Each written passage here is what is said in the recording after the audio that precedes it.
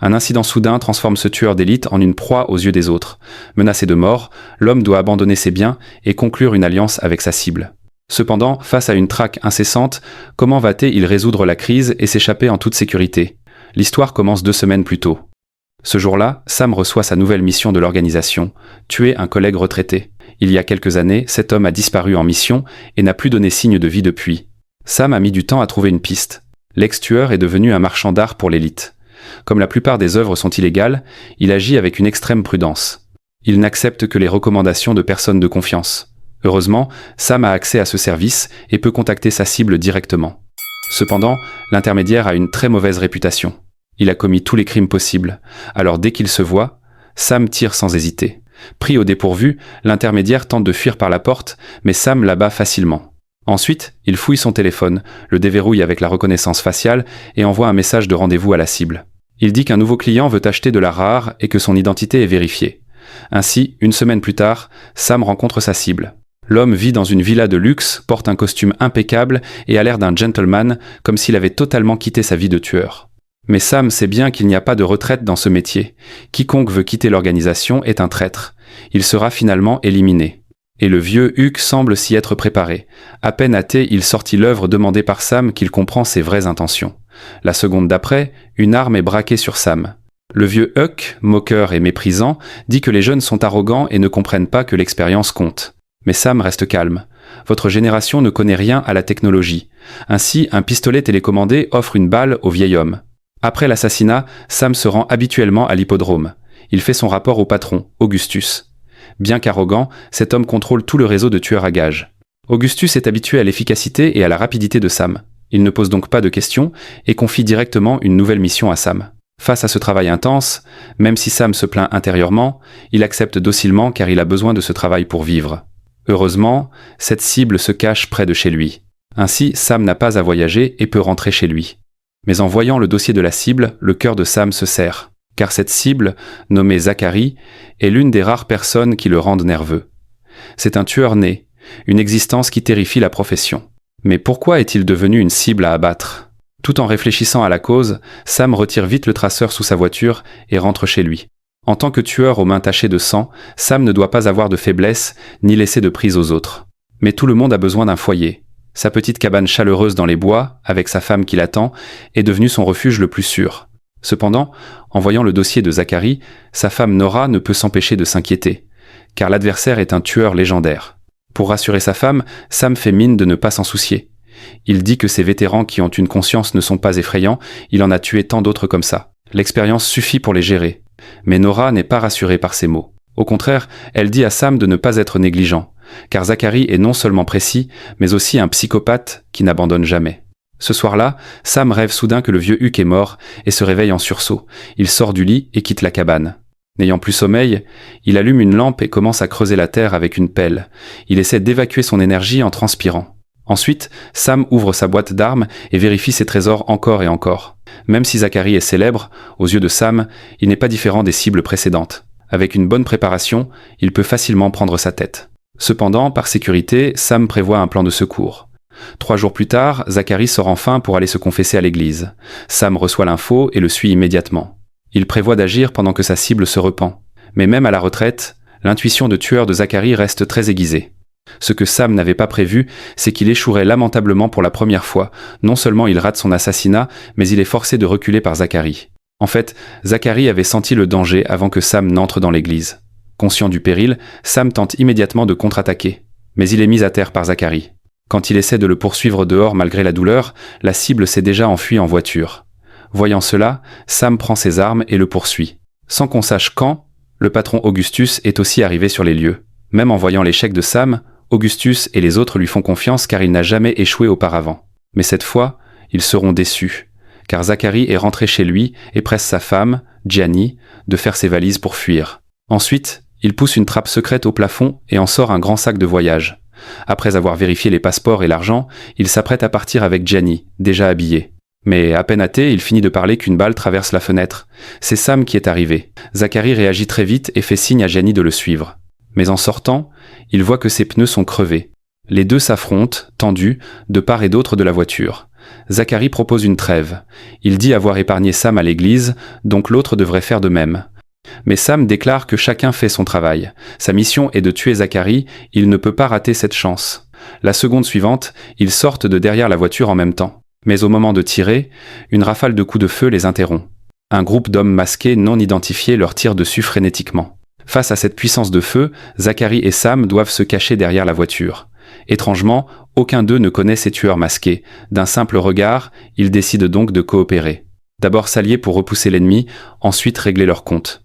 À peine un ennemi abattu, 3 hommes de main envoyés par Augustus apparaissent. Mais bizarrement, ils tirent sur Sam.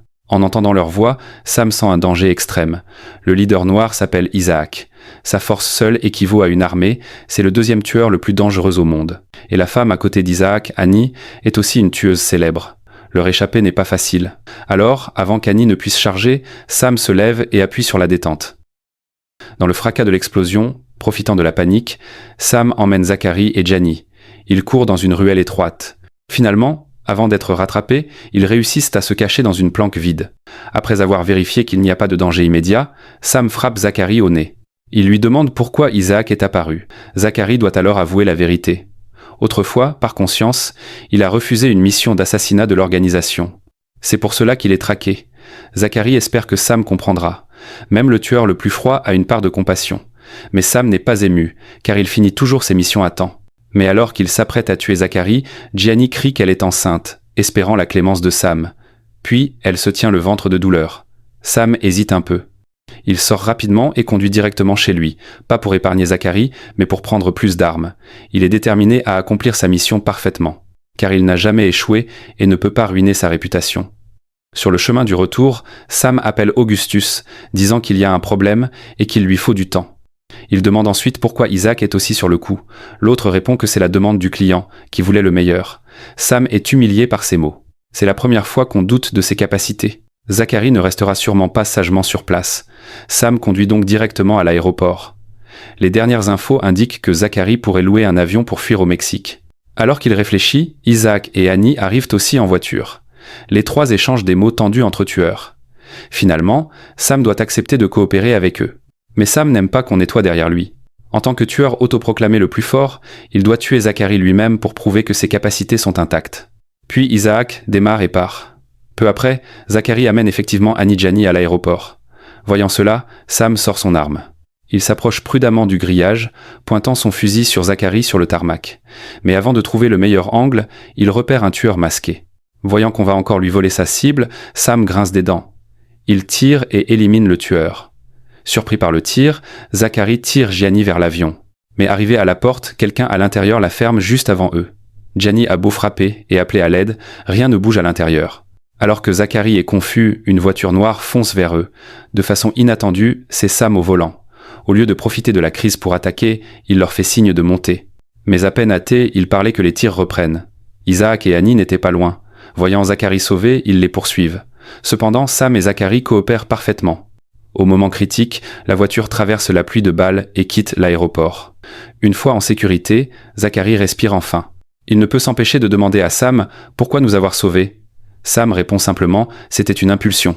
Si vous ne voulez pas que je change d'avis, taisez-vous et arrêtez les questions inutiles. » Mais Zacharie n'est pas intimidé et invite directement Sam à coopérer. Car ils ont maintenant un ennemi commun. Sam ne refuse pas, connaissant la nature de l'organisation. Les traîtres finissent toujours mal. 10 minutes plus tard, Sam les emmène dans sa cabane en forêt. C'est isolé, personne ne viendra pour l'instant. De plus, Gianni est enceinte et a besoin de repos. Ils vont donc se reposer ici un moment pour planifier la suite. Face au choix consciencieux de Sam, Nora ne le blâme pas, mais est heureuse de ce changement. Comme disait son père, tout événement ou changement a une raison. Sam ne commande pas. Il a fait le premier pas vers le changement, mais ne sait pas si c'est juste, car il a vraiment attiré le danger sur lui par une impulsion. Mais étrangement, quand Sam relève la tête après s'être lavé le visage, Nora a disparu. Il s'avère que Nora n'était qu'une hallucination de Sam depuis le début. Nora, à ses côtés, n'est que le reflet de son tourment intérieur. Zacharie ne dit rien.